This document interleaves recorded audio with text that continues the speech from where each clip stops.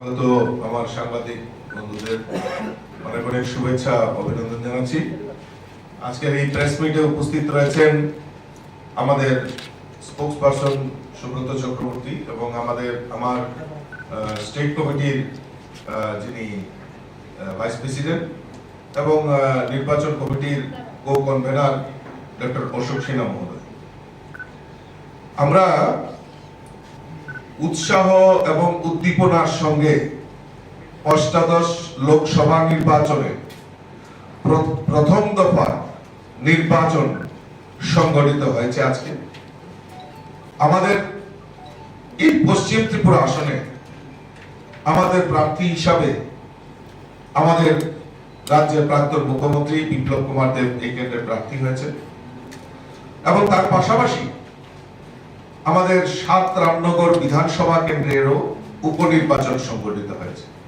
সেখানে আমাদের প্রার্থী হয়েছেন আমাদের রাজ্যের মেয়র দীপক মজুমদার মহোদয় এবং সকাল থেকেই উৎসাহ উদ্দীপনার মধ্য দিয়ে এই লোকসভা নির্বাচন এবং ৭ রামনগর বিধানসভার উপনির্বাচন সংগঠিত হয়েছে।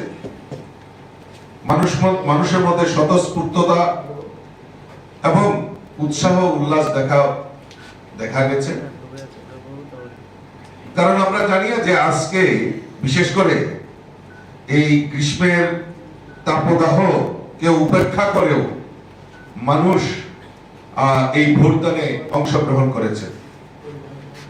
এখন পর্যন্ত আমার কাছে যে নির্বাচন কমিশনের যে রিপোর্ট এসেছে তাতে আমরা লক্ষ্য করেছি যে আমাদের 81.23% ভোট এখন পর্যন্ত আমার কাছে যে খবর এসেছে সেই 81.23% ভোট পড়েছে।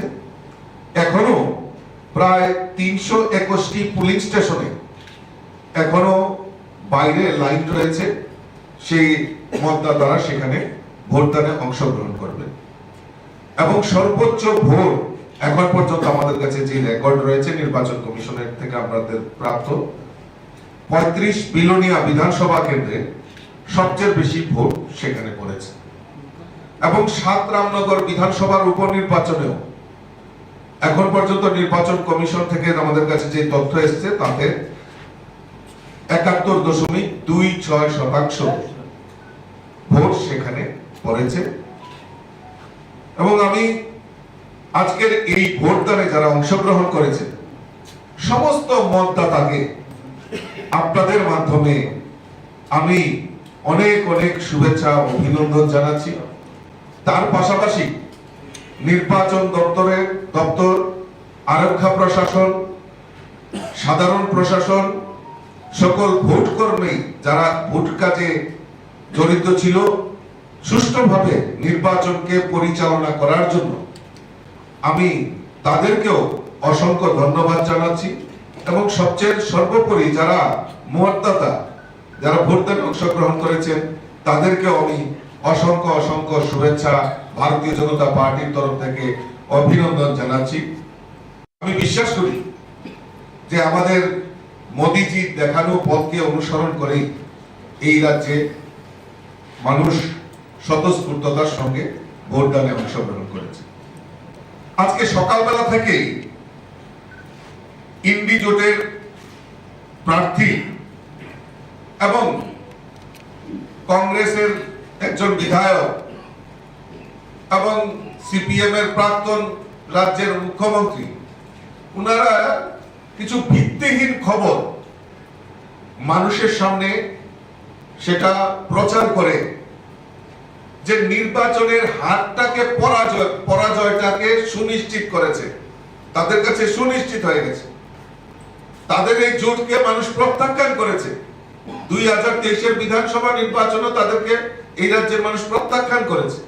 তো তাদের পরাজয় নিশ্চিত ভেবে তারা এই শাসক দলকে হেয় প্রতিপন্ন করার জন্য মানুষের কাছে বিভ্রান্তিকর খবর ছড়ানোর প্রয়াস করেছে তারা।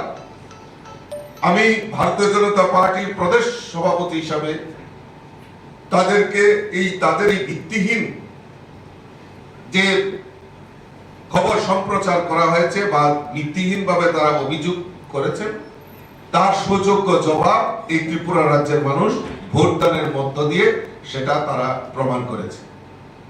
আমরা ইতিমধ্যেই নির্বাচনের কাছে এই যে মিথ্যা অপপ্রচার এই শাসক দলের বিরুদ্ধে হেয় প্রতিপন্ন করার জন্য যে প্রয়াস করেছে, তার জন্য আমরা লিখিত অভিযোগ করেছি এবং প্রয়োজনে আরো তাদের জন্য আইনজ্ঞ ব্যবস্থা আমরা ভারতীয় জনতা পার্টির তরফ থেকে নেব।